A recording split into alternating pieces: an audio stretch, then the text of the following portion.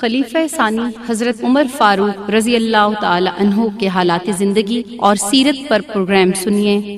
فاروق اعظم، تحریر شمس العلماء علامہ شبلی نعمانی، پروڈیوسر عرفان بھٹی۔ ایران پر عام لشکر کشی۔ اس وقت تک حضرت عمر رضی اللہ تعالیٰ عنہ نے ایران کی عام تسخیر کا ارادہ نہیں کیا تھا۔ اب تک جو لڑائیاں ہوئیں وہ صرف اپنے ملک کی حفاظت کے لیے تھیں۔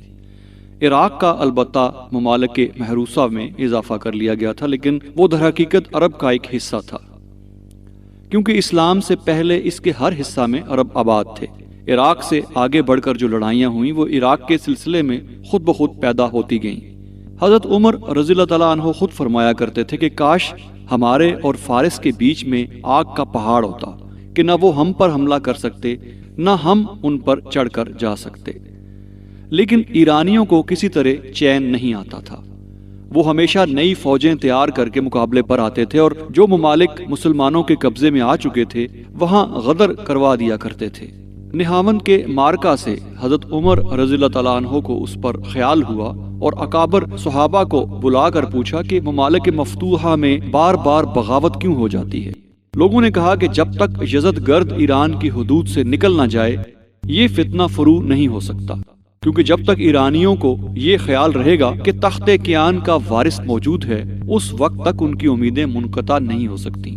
اس بنا پر حضرت عمر رضی اللہ تعالیٰ عنہ نے عام لشکر کشی کا ارادہ کیا، اپنے ہاتھ سے متعدد علم تیار کیے اور جدا جدا ممالک کے نام سے نامزد کر کے مشہور افسروں کے پاس بھیجے۔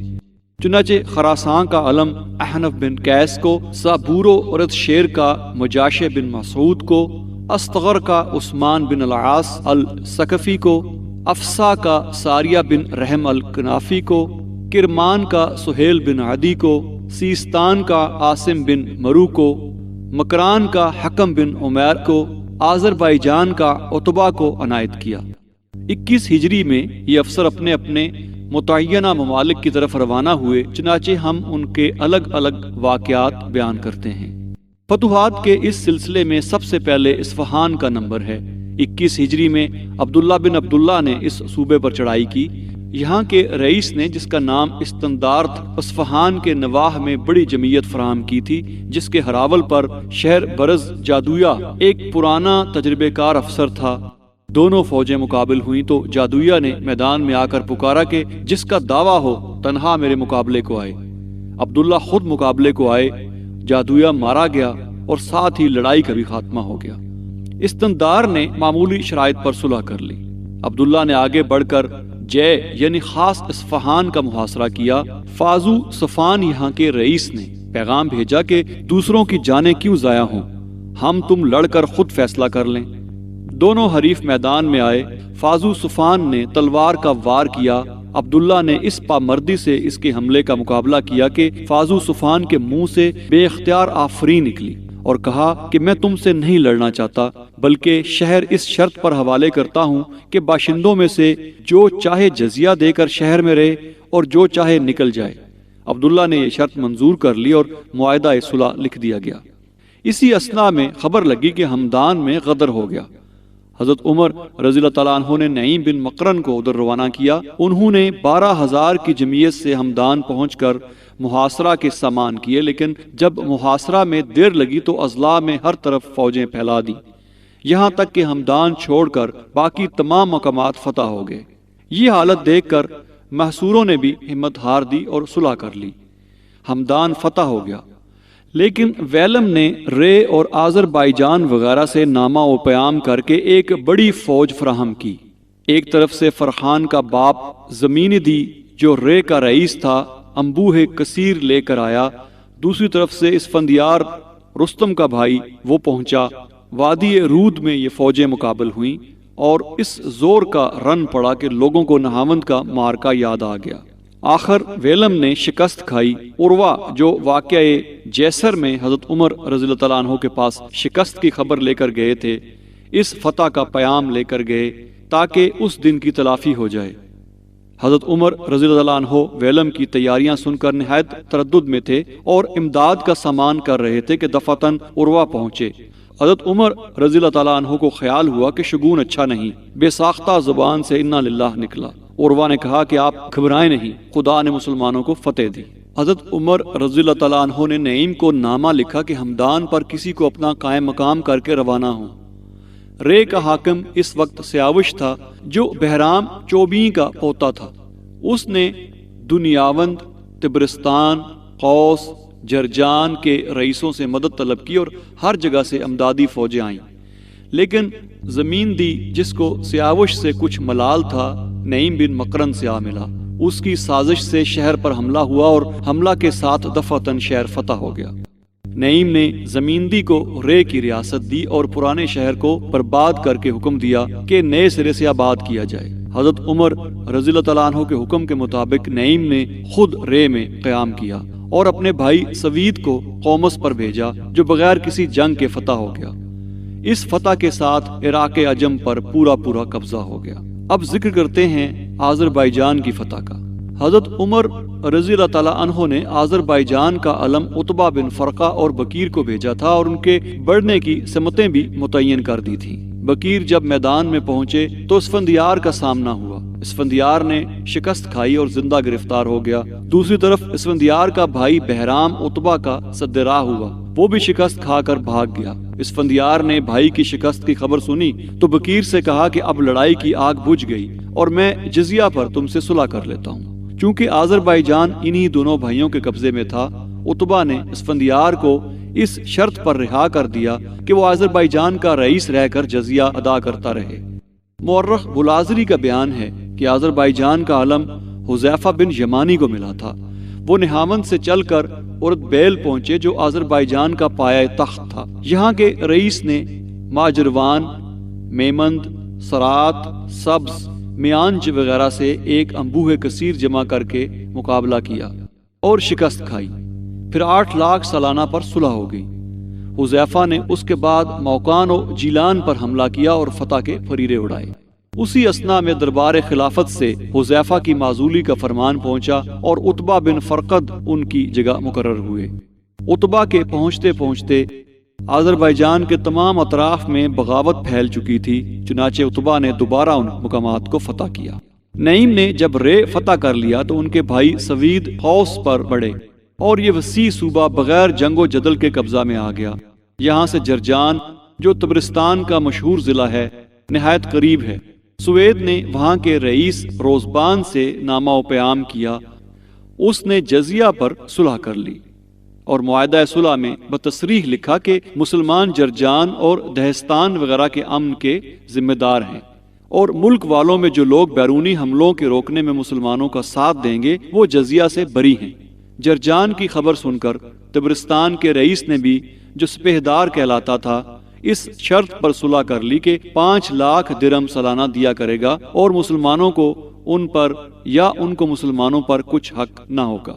اب ذکر ہو جائے آرمینیا کا۔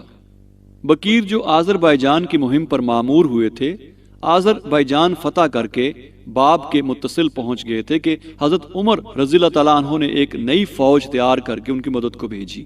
باب کا رئیس جس کا نام شہر براز تھا مجوسی تھا اور سلطنت ایران کا ماتحت تھا۔ مسلمانوں کی آمد سن کر خود حاضر ہوا اور کہا کہ مجھ کو آرمینیا کے مکینوں سے کچھ ہمدردی نہیں ہے، میں ایران کی نسل سے ہوں اور جب خود ایران فتح ہو چکا تو میں بھی تمہارا مطیع ہوں، لیکن میری درخواست ہے کہ مجھ سے جزیہ نہ لیا جائے، جب ضرورت پیش آئے تو فوجی امداد لی جائے۔ چونکہ جزیہ در حقیقت صرف محافظت کا محافظہ ہے اس لیے یہ شرط منظور کر لی گئی۔ اس سے فارغ ہو کر فوجیں آگے بڑھیں۔ عبد الرحمن بن ربیعہ بالخیر کی طرف جو مملکت خرز کا پائے تخت تھا روانہ ہوئے۔ شہر براز ساتھ تھا۔ اس نے تعجب سے کہا کہ کیا ارادہ ہے؟ ہم لوگ اپنے عہد میں اسی کو غنیمت سمجھتے تھے کہ وہ لوگ ہم پر چڑھ نہ آئیں۔ عبد الرحمن نے کہا لیکن میں جب تک اس کے جگر میں نہ گھس جاؤں باز نہیں آ سکتا۔ چنانچہ بیضا فتح کیا تھا کہ خلافت فاروقی کا زمانہ تمام ہو گیا۔ ادھر بکیر نے قان کو جہاں سے اردن کی سرحد شروع ہوتی ہے فتح کر کے اسلام کی سلطنت میں ملا لیا۔ حبیب بن مسلمہ اور حذیفہ نے تفلیس اور جیال املان کا رخ کیا، لیکن قبل اس کے کہ وہاں اسلام کا پھریرہ اڑتا حضرت عمر رضی اللہ تعالیٰ عنہ کی خلافت کا زمانہ ختم ہو گیا، یہ تمام مہمات حضرت عثمان رضی اللہ تعالیٰ عنہ کے عہد میں انجام کو پہنچی۔ فارس پر اگرچہ اول 17 ہجری میں حملہ ہوا، لیکن چونکہ حضرت عمر رضی اللہ تعالیٰ عنہ کی اجازت سے نہ تھا اور نہ اس وقت چنداں کامیابی ہوئی، اس لیے اس زمانے کے واقعات کو اس زمانے کے واقعات کے ساتھ بیان کرنا کچھ مناسب نہیں لگتا۔ عراق اور احواز جو عرب کے ہمسایہ تھے فتح ہو چکے، تو حضرت عمر رضی اللہ تعالیٰ عنہ اکثر فرمایا کرتے تھے کہ ہمارے اور فارس کے بیچ میں آتشی پہاڑ حائل ہوتا تو اچھا تھا، لیکن فارس سے ایک اتفاقی طور پر جنگ چھڑ گئی۔ علا بن الحضرمی 17 ہجری میں بحرین کے عامل مقرر ہوئے اور وہ بڑی ہمت اور حوصلے کے آدمی تھے، اور چونکہ سعد بن وقاص سے بعض اسباب کی وجہ سے رقابت تھی، ہر میدان میں ان سے بڑھ کر قدم مارنا چاہتے تھے۔ سعد نے جب قادسیہ کی لڑائی جیتی تو علا کو سخت رشک ہوا، یہاں تک کہ دربار خلافت سے اجازت تک نہ لی اور فوجیں تیار کر کے دریا کی راہ فارس پر چڑھائی کر دی۔ غلید بن منظر سر لشکر تھے اور جارود بن المولا اور سوار بن حمام کے ماتحت الگ الگ فوجیں تھیں۔ استخر پہنچ کر جہاز نے لنگر کیا اور فوجیں کنارے پر اتریں۔ یہاں کا حاکم ایک ہیربد تھا، وہ ایک انبوہ کثیر لے کر پہنچا اور دریا اتر کر اس پار صفیں قائم کی کہ مسلمان جہاز تک پہنچنے نہ پائیں۔ اگرچہ مسلمانوں کی جمعیت نہایت کم تھی اور جہاز بھی گویا دشمن کے قبضے میں آ گئے تھے، لیکن سپہ سالار فوج کی ثابت قدمی سے فرق نہ آیا۔ بڑے جوش کے ساتھ مقابلے کو بڑھے اور فوج کو للکارا کہ مسلمانوں بے دل نہ ہونا، دشمن نے ہمارے جہازوں کو چھیننا چاہا ہے، لیکن خدا نے چاہا تو جہاز کے ساتھ دشمن کا ملک بھی ہمارا ہے۔ خلید اور جارود بڑی جانبازی سے رجز پڑھ کر لڑے اور ہزاروں کو تہہ تیغ کیا۔ غرض سخت مارکا ہوا، اگرچہ فتح مسلمانوں کو نصیب ہوئی، لیکن چونکہ فوج کا بڑا حصہ برباد ہو گیا آگے نہ بڑھ سکے۔ پیچھے ہٹنا چاہا مگر غنیم نے جہاز غرق کر دیے تھے۔ مجبور ہو کر خشکی کی راہ بصرہ کا رخ کیا، بدقسمتی سے ادھر بھی راہیں بند تھیں۔ ایرانیوں نے پہلے سے ہر طرف ناکے روک رکھے تھے اور جا بجا فوجیں متعین کر دی تھیں۔ حضرت عمر رضی اللہ تعالیٰ عنہ کو فارس کے حملے کا حال معلوم ہوا تو نہایت برہم ہوئے، علا کو نہایت تہدید کا نامہ لکھا، ساتھ ہی عتبہ بن غزوان کو لکھا کہ مسلمانوں کے بچانے کے لیے فوراً لشکر تیار ہو اور فارس پر جائے۔ چنانچہ 12,000 فوج جس کے سپہ سالار ابو صبرہ تھے تیار ہو کر فارس پر بڑھی، اور مسلمان جہاں رکے پڑے تھے وہاں پہنچ کر ڈیرے ڈالے۔ ادھر مجوسیوں نے ہر طرف نقیب دوڑا دیے تھے اور ایک انبوہ کثیر جس کا سر لشکر شہرک تھا اکٹھا کر لیا۔ دونوں حریف دل توڑ کر لڑے، بالآخر ابو صبرہ نے فتح حاصل کی، لیکن چونکہ آگے بڑھنے کا حکم نہ تھا بصرہ واپس چلے آئے۔ واقعہ نہاوند کے بعد جب حضرت عمر رضی اللہ تعالیٰ عنہ نے ہر طرف فوجیں روانہ کی تو فارس پر بھی چڑھائی کی اور جدا جدا فوجیں متعین کی۔ پارسیوں نے توج کو صدر مقام قرار دے کر یہاں بڑا سامان کیا تھا، لیکن جب اسلامی فوجیں مختلف مقامات پر پھیل گئیں تو ان کو بھی منتشر ہونا پڑا اور یہ ان کی شکست کا دیباچہ تھا۔ چنانچہ صابور، عورت شیر، توج، استخر سب باری باری فتح ہو گئے، لیکن حضرت عمر رضی اللہ تعالیٰ عنہ کی اخیر خلافت یعنی سن 23 ہجری میں جب عثمان بن ابی العاص بحرین کے عامل مقرر ہوئے تو شہرک نے جو فارس کا مرزبان تھا بغاوت کی اور تمام مفتوحہ مقامات ہاتھ سے نکل گئے۔ عثمان نے اپنے بھائی حکم کو ایک جمعیت کثیر کے ساتھ مہم پر معمور کیا۔ حکم جزیرہ ابقدان فتح کر کے توج پر بڑھے اور اس کو فتح کر کے وہیں چھاؤنی ڈال دی، مسجدیں تعمیر کی اور عرب کے بہت سے قبائل آباد کیے۔ یہاں سے کبھی کبھی اٹھ کر سرحدی شہروں پر حملہ کرتے اور پھر واپس آ جاتے۔ اس طرح عورت شیر، صابور، استغر، ارجان کے بہت سے حصے دبا لیے۔ شہرک یہ دیکھ کر نہایت تیش میں آیا اور ایک فوج عظیم جمع کر کے توج پر بڑھا۔ رام شہر پہنچا کہ ادھر سے حکم خود آگے بڑھ کر مقابل ہوئے۔ شہرک نے نہایت ترتیب سے صف آرائی کی، ایک دستہ پیچھے رکھا کہ کوئی سپاہی پیچھے پاؤں ہٹائے تو وہیں قتل کر دیا جائے۔ غرض جنگ شروع ہوئی اور دیر تک مارکا رہا، پارسیوں کو شکست ہوئی اور شہرک جان سے مارا گیا۔ اس کے بعد عثمان نے ہر طرف فوجیں بھیج دی۔ اس مارکا سے تمام فارس میں دھاگ پڑ گئی۔ عثمان نے جس طرف رخ کیا ملک کے ملک فتح ہوتے چلے گئے۔ چنانچہ گازروں، نوبت جان، ارجان، شیراز، صابور جو فارس کے صدر مقامات ہیں خود عثمان کے ہاتھ سے فتح ہوئے۔ فسا، دارالبحر وغیرہ پر فوجیں گئیں اور کامیاب آئیں۔ علامہ شبلی نعمانی کی معرکۃ الآراء تصنیف الفاروق پر مبنی پروگرام آپ سن رہے تھے فاروق اعظم۔ ریکارڈنگ انجینئر واجد محمود، آواز، تحقیق و پروڈیوسر عرفان بھٹی، پیشکش رفا انسٹیٹیوٹ آف میڈیا سائنسز۔